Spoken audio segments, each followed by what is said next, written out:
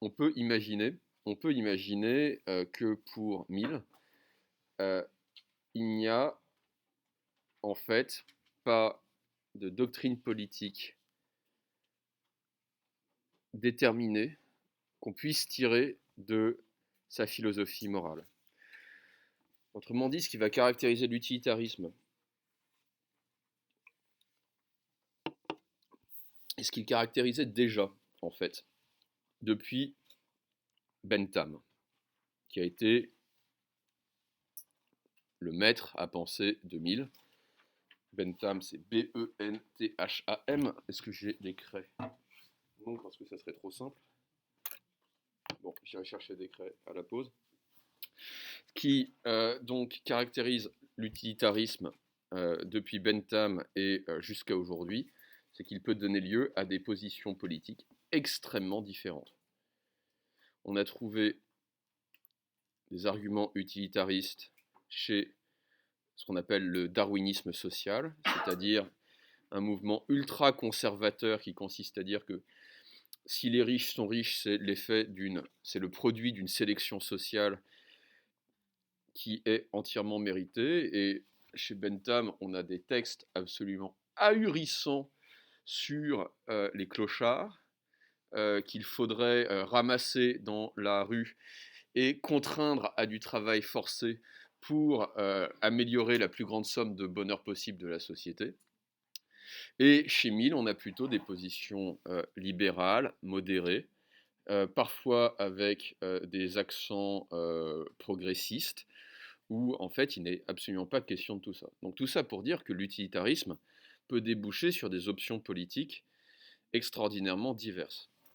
Je vous avais représenté en fait un monde où euh, le bonheur pouvait être symbolisé par des nombres, hein, des points de bonheur, hein, un permis à points de bonheur, et on s'était rendu compte qu'en fait, il était très difficile de dire à partir des arguments de Mill, à partir de la doctrine de Mill, quel était le monde le plus moralement juste, le plus moral, le plus équitable. On avait un monde, je crois, intégralement communiste, où il y avait 100 points de bonheur, 100 individus, et une répartition égale, arithmétiquement égale entre chacun de ces individus. Un monde où il y avait 80 points de bonheur et une inégalité modérée entre ces individus.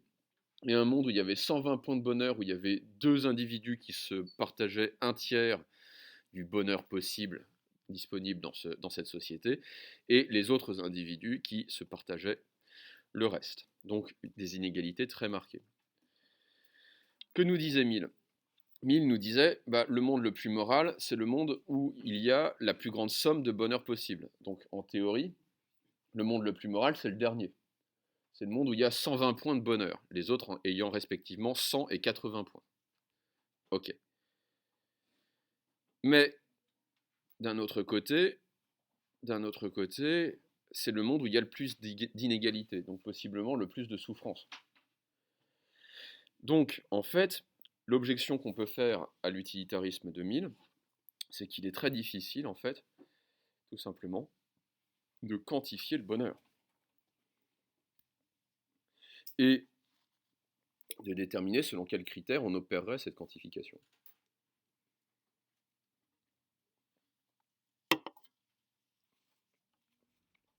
Et deuxième problème,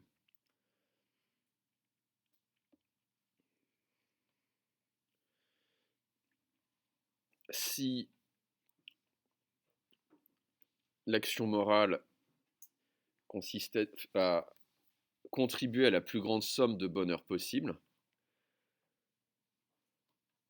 alors la difficulté est précisément de se dire, est-ce que le maximum de bien-être conduit nécessairement au minimum de souffrance? Parce qu'on peut être dans un monde où certains individus, certaines catégories sociales vont être très heureuses, vont jouir d'un bien-être optimum, Mais en contrepartie, il y aura toute une partie de la société qui souffrira. La somme pourra être plus grande, mais la souffrance sera proportionnellement plus importante.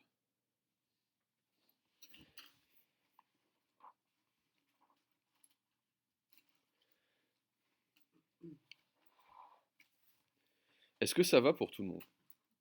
Ouais. Alors, je voudrais ouvrir une petite parenthèse pour que vous compreniez bien la différence. Donc ça, c'est une deuxième parenthèse kantienne. Je voudrais que vous compreniez bien la différence entre la morale utilitariste de Mill et la morale kantienne. Okay, donc j'ouvre une petite parenthèse, mais rassurez-vous, ça ne sera pas aussi long que la gigantesque parenthèse que j'avais ouverte sur la philosophie de la connaissance chez Kant. Alors, je voudrais vous donner un exemple particulier et partir de cet exemple pour montrer les différences entre Kant et Mill, des différences qui me semblent irréductibles. En fait, la difficulté quand on lit le texte de Mill, c'est que Mill va tout faire pour réduire cette différence. Mill ne cesse de se référer à Kant pour dire « Ah, mais vous voyez, Kant disait déjà la même chose ». Or, Kant ne dit pas la même chose. Kant ne dit pas la même chose. Je vais vous donner un exemple. Vous vous rappelez le droit de mentir pour se tirer d'embarras. C'était l'exemple qu'on avait utilisé pour déployer la doctrine morale kantienne. Kant nous disait que le mensonge n'est jamais moral. Pourquoi le mensonge n'est-il jamais moral? Parce qu'il est contraire à la raison. Et comment est-ce que Kant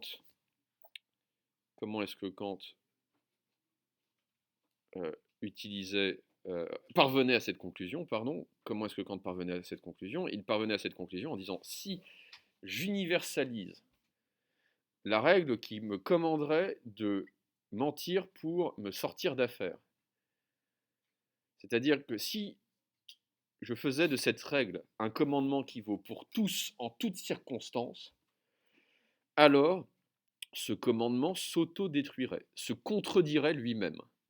Parce que dans un monde où tout le monde a le devoir de mentir pour se tirer d'embarras, le mensonge n'a plus de sens, le mensonge n'a plus de signification, parce que pour qu'il y ait mensonge, il faut que la règle, ça soit de dire la vérité.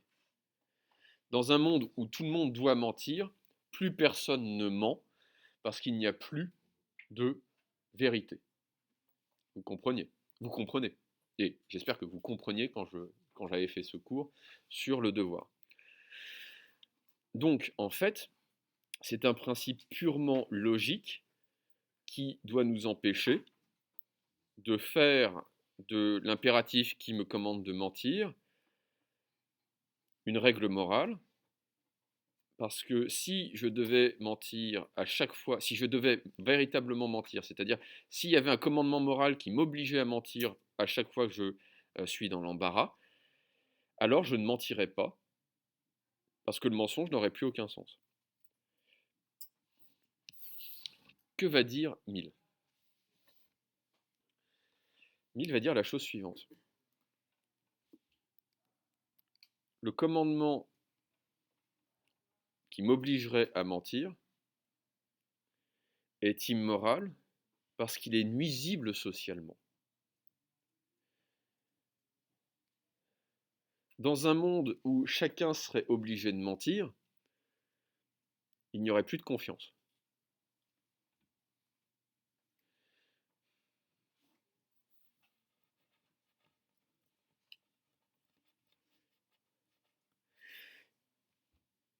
Et vous allez me dire, et vous pouvez objecter à Mill, oui, mais parfois, en fait, un mensonge peut contribuer à la plus grande somme de bonheur possible.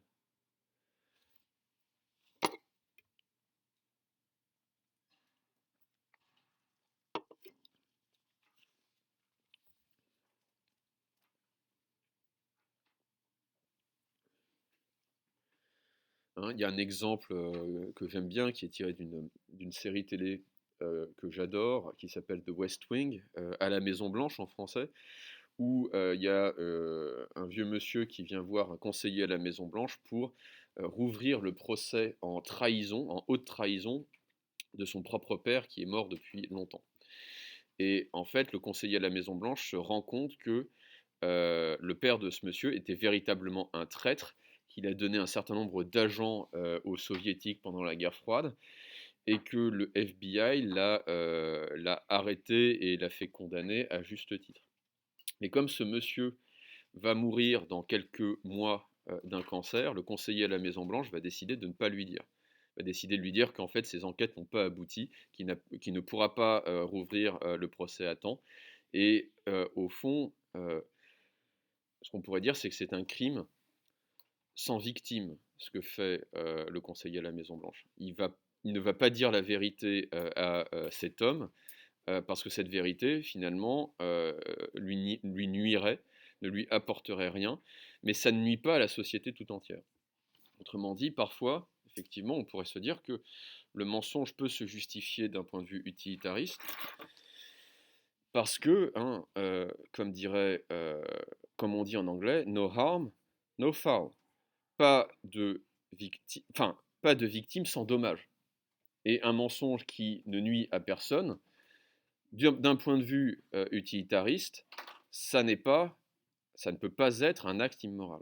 Or, ce que va dire Mill à ce sujet, c'est que ce n'est pas l'acte en lui-même qu'il faut considérer, c'est la règle qui commande cet acte.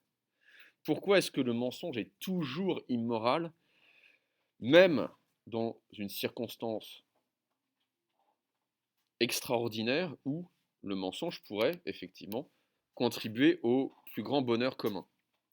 Le mensonge est toujours immoral parce que la règle qui commanderait à chacun de mentir serait toujours nuisible.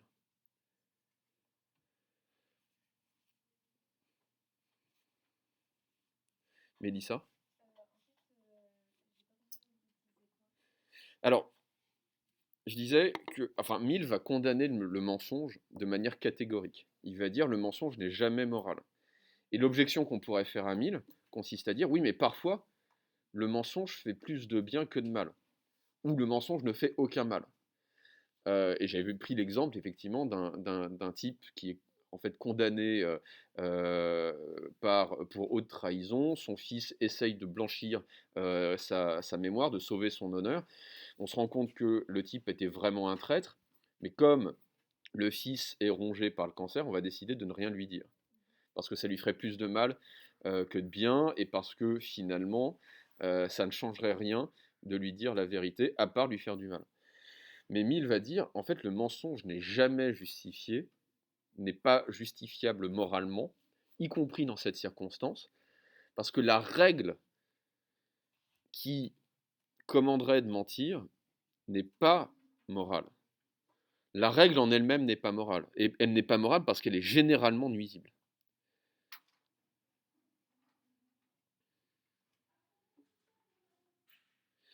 Et Mill nous dit, en fait, si on cherchait en permanence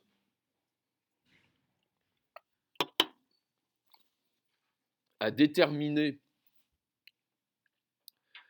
les conséquences de chacun de nos actes, on ne le pourrait pas. On n'est pas, enfin, comme le disait déjà Kant, on n'est pas omniscient. C'est-à-dire que je ne peux pas savoir quelles conséquences aura mon mensonge sur le long terme. C'était déjà un argument kantien, un argument de prudence. Sauf que Kant, évidemment, disait, bah ça n'a rien à voir avec la morale. Donc, il faut s'en remettre, en fait, au caractère moral ou immoral de la règle. Et clairement, un monde dans lequel j'aurais le droit de mentir de manière générale, c'est un monde qui est immoral, c'est un monde dans lequel les individus ne pourraient avoir aucune confiance en leurs semblables. Et voilà, terminé. Le mensonge n'est pas moral.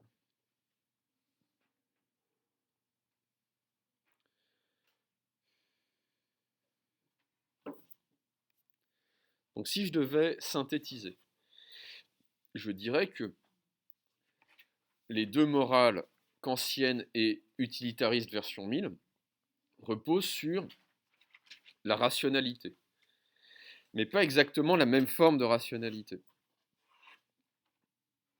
La rationalité morale chez Kant est formelle. On pourrait dire elle est purement logique. Si j'universalise un commandement, est-ce qu'il se contredit?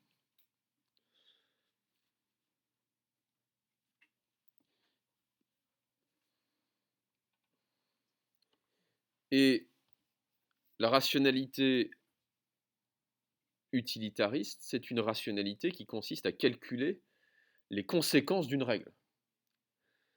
Si j'érige telle règle, quelles conséquences cela va avoir sur le bonheur commun? Et c'est une forme de rationalité que de calculer les conséquences. Oui. Kant, c'est une rationalité qui serait purement logique ou formelle. Autrement dit, si j'universalise un commandement, la question est de savoir si il se contredit ou non.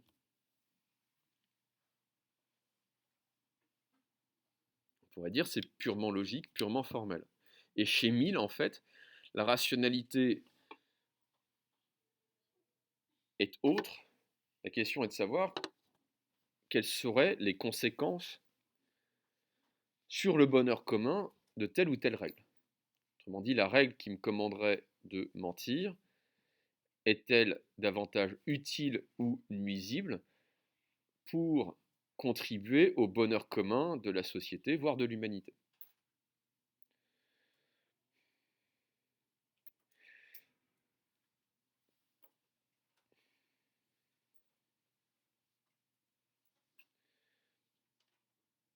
Oui.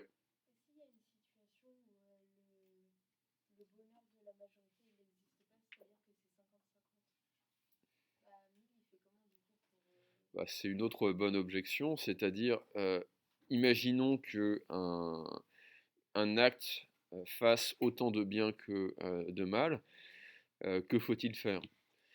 Euh, on pourrait se dire que vu que c'est un jeu à somme nulle, il faudrait s'abstenir, mais en toute logique, on n'aurait aucune raison d'agir dans un sens plutôt que dans l'autre. Euh, le problème, c'est que c'est rare. Enfin, il faut aussi voir les choses. C'est que les choses telles qu'elles sont, c'est que euh, il y a toujours davantage d'intérêt à agir que de ne pas agir, ou davantage d'intérêt à ne pas agir qu'à agir. Et cela, c'est effectivement la question, c'est une vieille question qui est une question aristotélicienne en fait, de ce qu'on entend par bien commun. Euh, Qu'est-ce qu'on entend par bien commun? Est-ce que c'est le bien de tous? Est-ce que c'est le bien des plus faibles? Est-ce que c'est le bien de ceux qui ont davantage de vertu, davantage de mérite, etc., etc. Et là encore, c'est le problème fondamental de l'utilitarisme, c'est qu'on peut avoir des interprétations très très différentes de ce que c'est que le bien commun.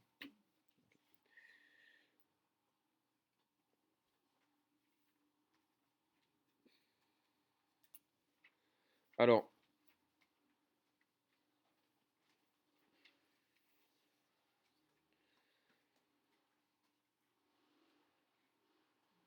il y a un autre problème, et qui va nous conduire au dernier texte que nous allons lire sur la question du bonheur.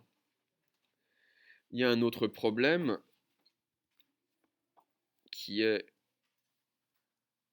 toujours le même, c'est de savoir si on peut se représenter, et en fait la question de Mélissa nous y amenait,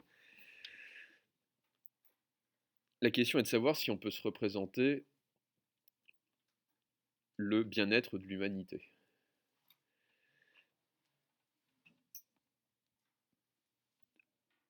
La plus grande somme de bonheur commune à l'humanité.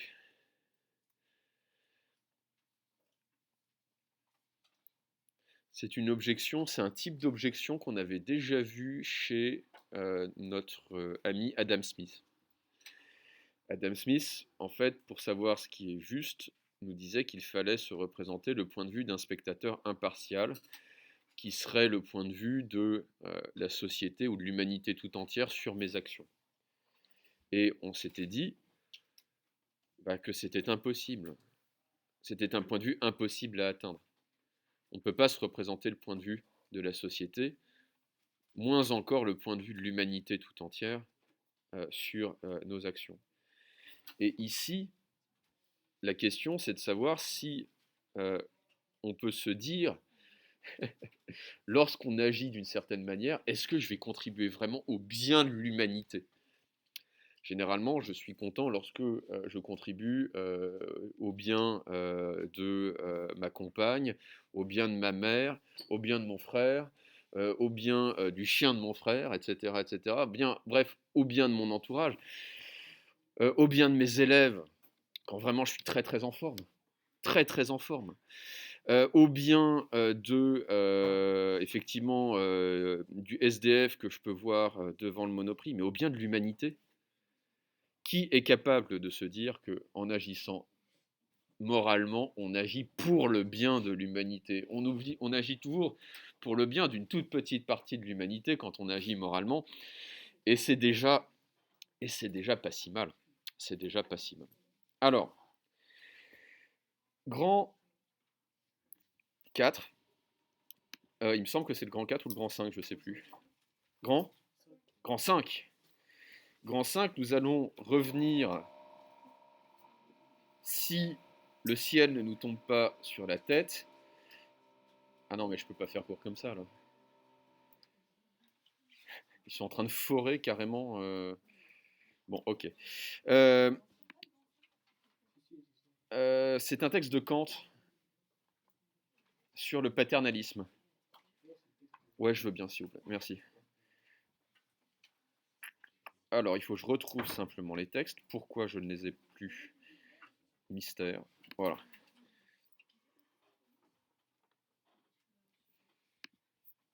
Donc, c'est un texte de Kant.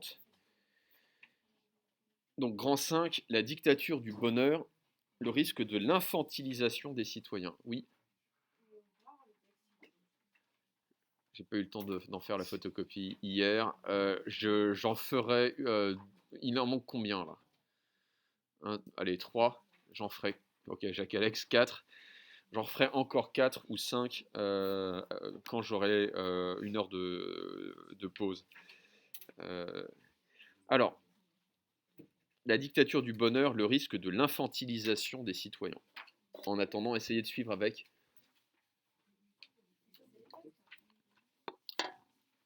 Alors moi j'ai grand 1, Hobbes, grand 2, Kant, grand 3, Alain, grand 4, Mill, grand 5, Rekant.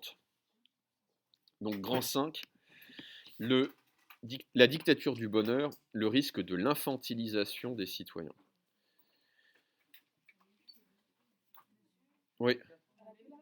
Oui, je sais parce que sur une des versions du texte, vous n'avez pas, je m'en excuse, vous n'avez pas le texte d'Alain. J'en avais dit quelques mots. Je m'étais trompé en reproduisant ce document. Ce n'est pas bien grave. Alors, grand 5, donc, la dictature du bonheur, le risque de l'infantilisation des citoyens. Donc, le problème qui s'est dessiné avec Mill, c'est finalement le problème d'un bien commun. Que ce bien soit commun à une société ou à l'humanité tout entière.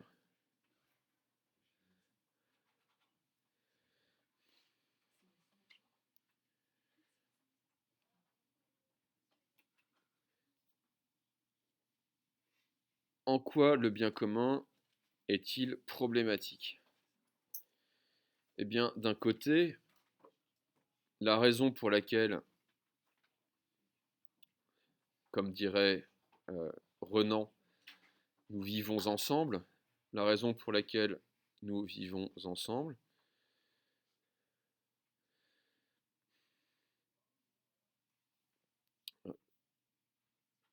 c'est que nous tendons en commun à une forme de vie que nous jugeons bonne. Ce qui lie une société, Ce qui lie les membres d'une société entre eux, c'est une conception commune du bien. Ce sont des principes éthiques que nous avons en commun. Oui. Pourquoi vivons-nous ensemble? Pourquoi désirons-nous vivre ensemble? C'est que ce qui relie les membres d'une société entre eux, c'est une vision commune du bien, des principes communs qui sont éthiques, moraux, politiques.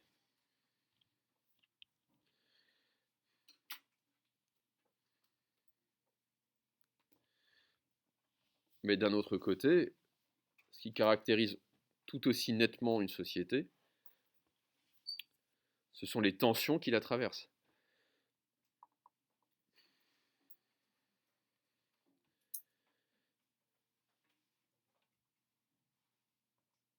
Il n'y a jamais, et il n'y a jamais eu, d'unanimité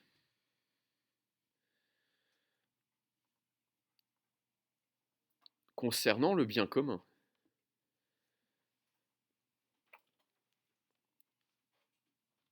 Chaque classe sociale, peut-être même chaque individu, porte en eux des conceptions divergentes, antagonistes du bien commun.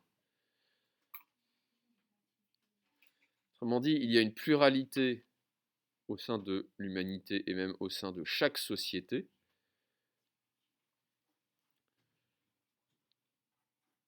de conception du bien.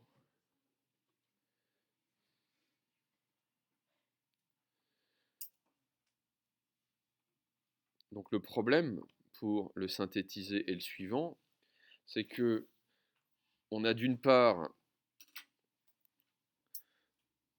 aucune société, il n'y a pas de société, comme disait Margaret Thatcher, sans une conception commune du bien, et en même temps la société, l'association des individus au sein de cette société, ne repose, in fine, que sur des divergences, que des tensions.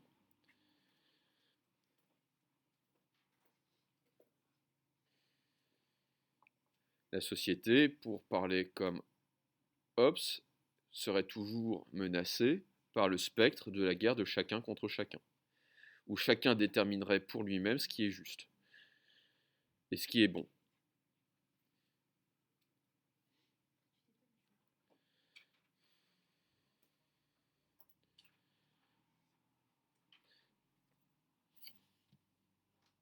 Donc finalement, la société est toujours traversée par deux risques, menacée par deux risques. Premièrement, un risque totalitaire,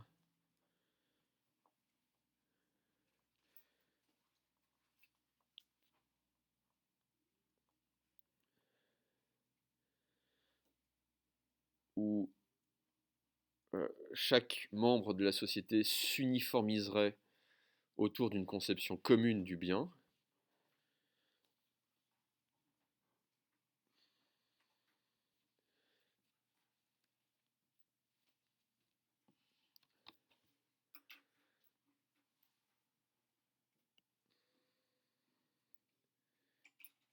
Et d'un autre côté, il y aurait un risque individualiste, où chacun vivrait sa vie comme une cellule cancéreuse, indépendamment de l'organisation sociale, où chaque individu se replierait sur lui-même pour défendre, promouvoir sa conception à lui du bien.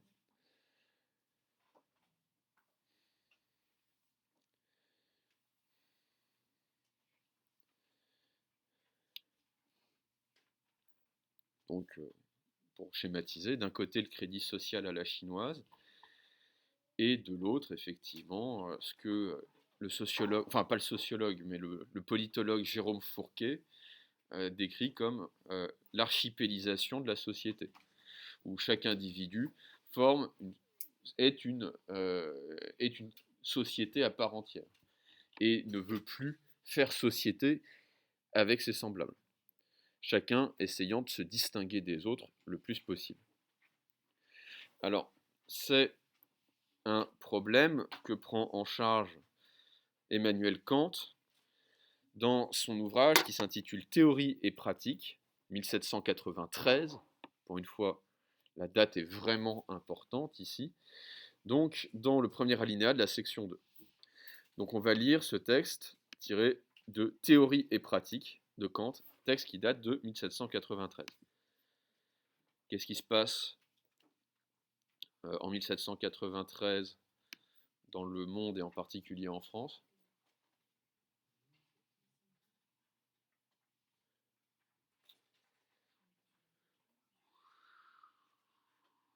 « 1793 », accessoirement un roman de Victor Hugo, 93.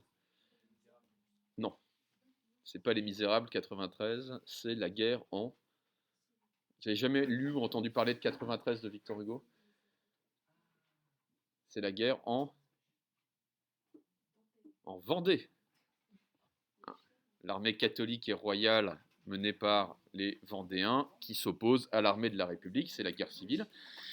93, c'est ce qu'on appelle le règne de la... Non, de la terre...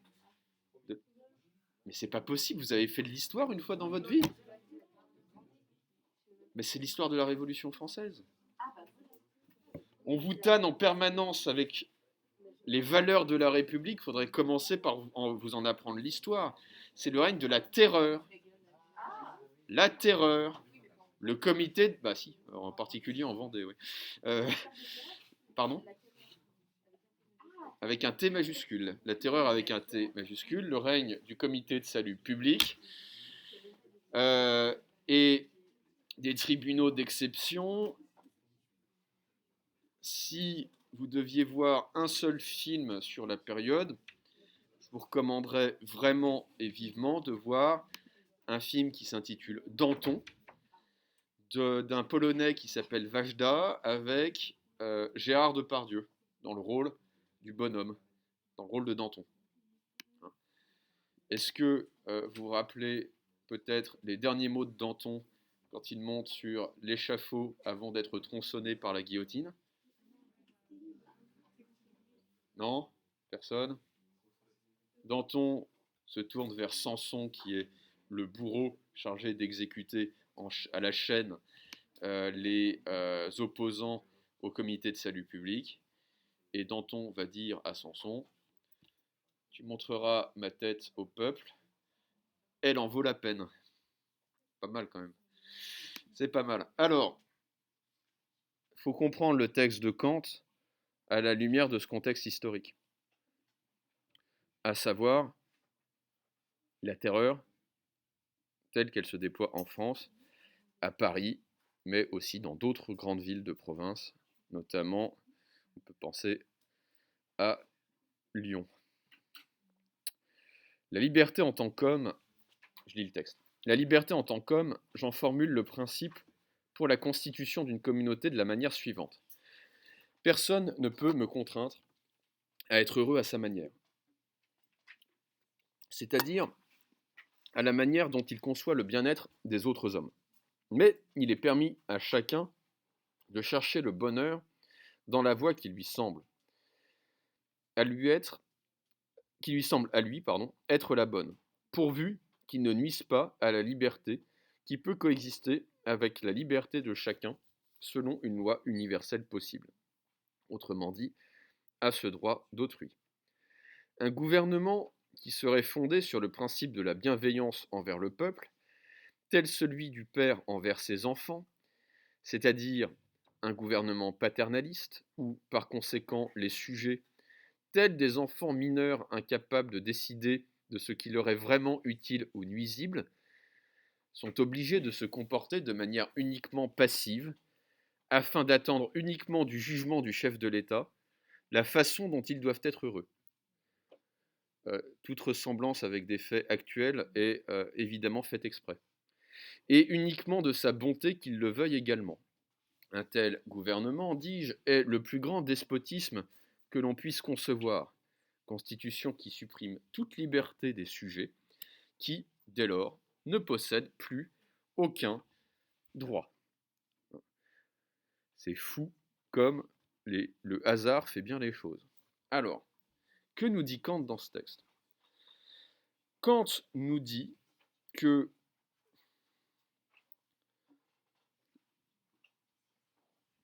la forme de la société est, par essence, problématique. Plutôt, la forme d'une société libre est par essence problématique. Pourquoi?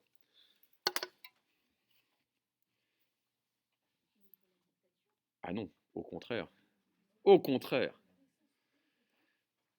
La forme d'une société libre est par essence problématique. Pourquoi? Parce que une société libre est une société où chaque individu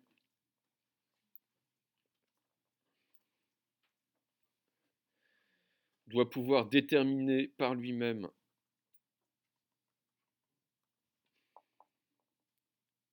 comment atteindre son bonheur.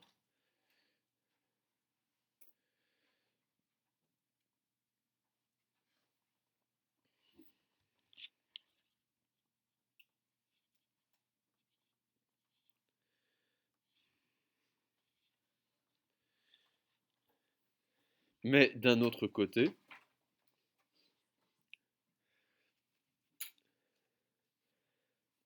dans cette société libre,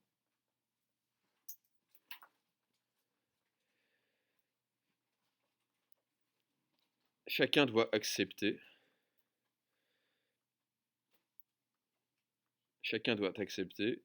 qu'autrui ne cherchera pas le bonheur de la même manière.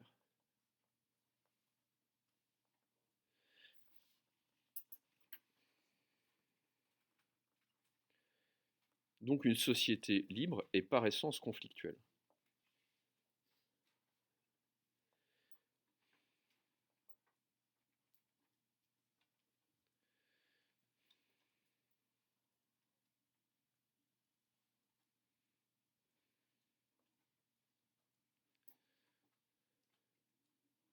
Par essence conflictuelle.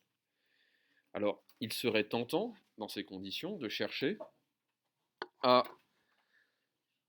apaiser ce conflit en réglant la question par un gouvernement despotique.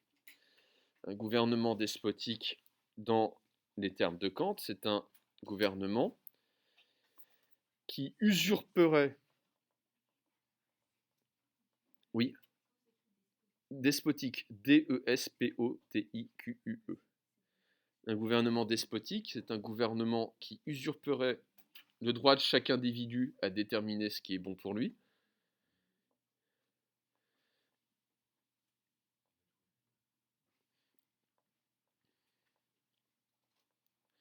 et donc qui en déciderait à sa place.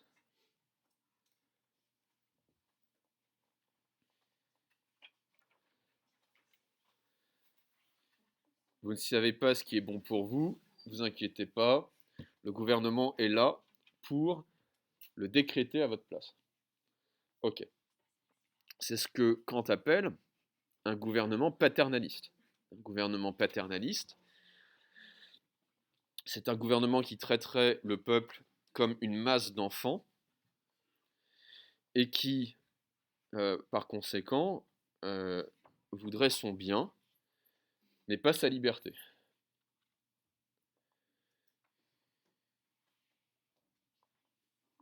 Oui, un gouvernement paternaliste, c'est un gouvernement qui voudrait le bien de son peuple, mais certainement pas sa liberté.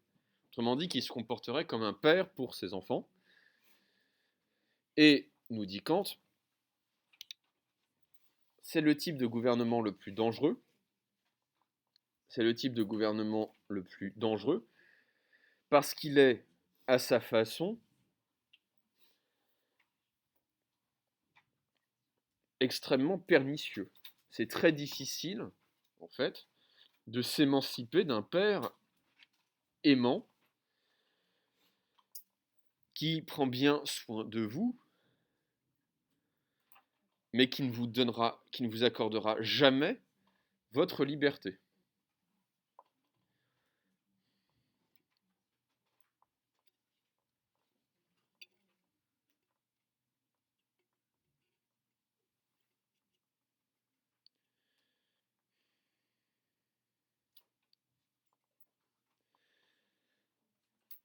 Est-ce que ça va pour tout le monde?